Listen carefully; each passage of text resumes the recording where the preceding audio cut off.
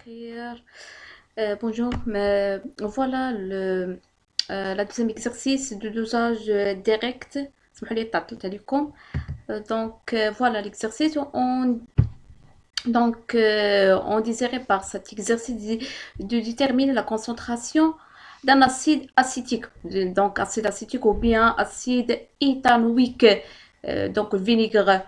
Donc, on, on préparait alors une solution diluée de 100 fois de concentration Ca. Ca. Ensuite, on prélevait un volume Va de cette solution. Donc, euh, notre objectif c'est de titrer la solution d'acide acétique par une solution de de la solution hydroxyde de sodium Na plus HO-. Ok. De concentration connue. Il n'y a pas de graphe. Donc, on a déjà donné le volume versé, donc le volume au point d'équivalence, c'est VB équivalent. Équivalence égale à 9,7 millilitres. Voilà l'exercice. La première question, identifier les deux couples acido-basiques mis en jeu dans ce titrage ou bien dans ce dosage et écrire l'équation de la réaction. Deuxième question, expliquer à quoi correspond l'équivalence. Troisième question, le titrage est suivi par une mesure de la conductivité de la solution dosée. Donc, question A, expliquer pourquoi la conductivité augmente doucement au début du titrage jusqu'à l'équivalence. B, expliquer pourquoi. Expliquer pourquoi la conductivité augmente fortement après l'équivalence. 4. En utilisant un tableau d'avancement simplifié, trouver la relation entre la quantité de matière acétique et la quantité de matière de hydroxyde de sodium. 5. Calculer la concentration en acide de l'acide parce qu'on cherche la concentration de l'acide. Donc, vers la suite, vers la fin, on cherche la concentration commerciale. Voilà la correction de l'exercice. Donc, on commence par la première question. Les deux couples acido-basiques mesurent dans ce tétrage. Voilà les deux couples. Donc, on passe à la réaction. L'équation de la réaction, c'est simple. C'est l'un va réagir avec l'autre. Donc, l'acide va réagir avec la base pour donner les conjoints. Voilà l'équation de la réaction. Donc, on passe à la deuxième question. Expliquer à quoi correspond l'équivalence. Donc, elle correspond à quoi? Si l'équivalence dans un titrage correspond au changement de la réactif limitant, donc la disparition de la réactif limitant, correspond aussi il n'y a pas de réactif limitant, toutes les réactifs sont réagir totalement. Donc, à l'équivalence, les réactifs sont mélangés dans les proportionnels stoichiométriques définis par les coefficients de la réaction. Donc, on passe à la troisième question. On explique pourquoi la conductivité augmente doucement au début de la titrage jusqu'à l'équivalence. Donc, on va donner l'expression de la conductivité de la solution continue dans le bécher avant l'équivalence. Voilà, avant l'équivalence. Donc, il y a seulement deux ions. Donc, pourquoi? Parce que si là, bien sûr, l'acide va réagir avec HO- pour donner quoi? Pour donner CH3CO- et H2O. Donc, H2O ne va pas ajouter dans la conductivité. On n'oublie pas qu'il y a un ion spectateur ici. Donc, c'est pourquoi. Donc, parce que au début, dans le bécher, il y a seulement l'acide. Donc, c'est à peu près zéro. Donc, pas des ions dans le bécher au début de la réaction.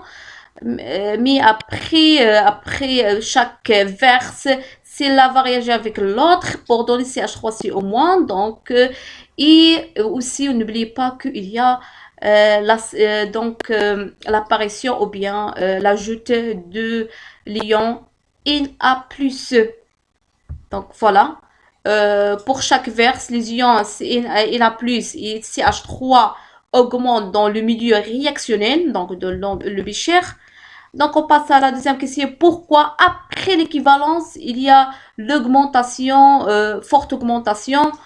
Voilà l'expression après l'équivalence. N'oubliez pas, puis après l'équivalence, cela va disparaître totalement. On va transformer totalement en CH3CO-. Et n'oubliez pas, si le spectateur, l'ion spectateur, ou bien inactif, va pas réagir. Donc, parce qu'on va ajouter chaque fois, on va verser chaque fois, mais au point d'équivalence, il y a l'apparition ou bien la disparition du CH3COOH.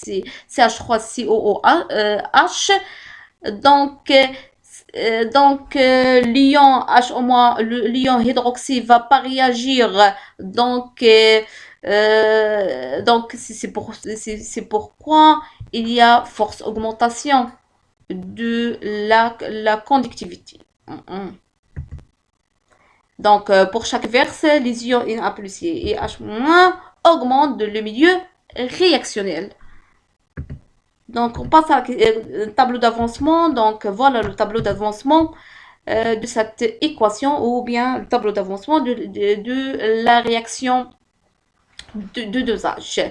Donc, on commence par initial, parce que initial, c'est voilà donc la quantité de matière initiale, VA fois, CA fois VA, la concentration inconnue de l'acide, fois le volume CA sur le volume de l'acide.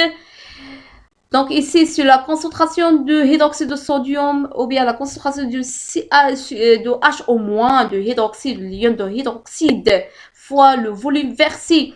Donc, n'oubliez pas on utilise des solutions aqueuses. Donc, H2O, si on oxy ou bien c'est un solvant.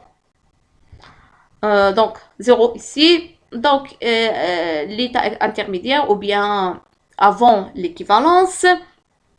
Après l'équivalence, bien, n'oubliez pas, après l'équivalence, ou bien à l'équivalent au point équivalence. Là, au point équivalence. Donc, flip équivalence, n'oubliez pas, toujours solvant ou la onyxie. À l'équivalence, maintenant, à l'équivalence, les deux sont égales à 0. Les réactifs. Les deux réactifs sont limitants.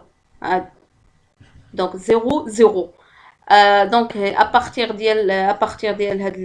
au point d'équivalence, que s'il est égal à 0 et s'il est égal à 0, n'oubliez pas NA, il y a VA fois CA fois VA.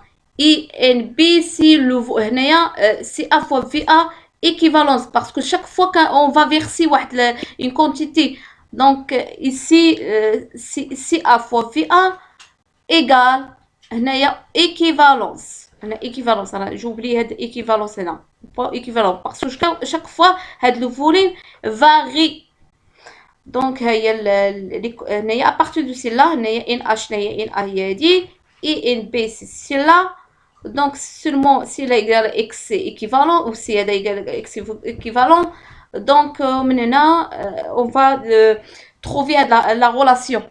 Deuxième, on passe. Donc à partir de la relation, on va la concentration CA. Donc il y a la relation d'équivalence, il y a les relations de l'équivalence, il y a la relation d'équivalence. Donc voilà, on cherche celle-là divisé par celle-là. soit à partir de la courbe, soit كيعطيو لينا donc في l'énoncé. هنا عطاو لينا في l'énoncé. Donc à partir de l'énoncé. Donc ça fait de l'application numérique et on va trouver la relation. نمشيو la question 6. هنا la question 6, on cherche la concentration commerciale ديال l'acide acétique. N'oubliez pas qu'on a dilué 100 fois. يعني 100 مرة 100 fois. Donc on va diluer c'est là 100 fois. Donc هنا شنو c'est là parce que si on fait la dilution, la concentration diminue. On cherche la concentration initiale ou bien la concentration de la solution mère. Donc, on va multiplier par 100. Si on cherche celle-là, on va diviser celle-là par 100. Parce que la concentration va être plus grande que celle-là. Parce que celle-là, c'est la concentration mère de la solution mère. Donc, il y a la solution, bien sûr, l'objectif ou le but de la dissolution, de التخفيف, c'est de donc diminuer la concentration. مزيان très bien. يلا الله يعاون ان شاء الله نتلاقاو. حاولوا تصيبوا هاد ليكزرسيس وان شاء الله يكون خير. يلا au revoir. السلام عليكم.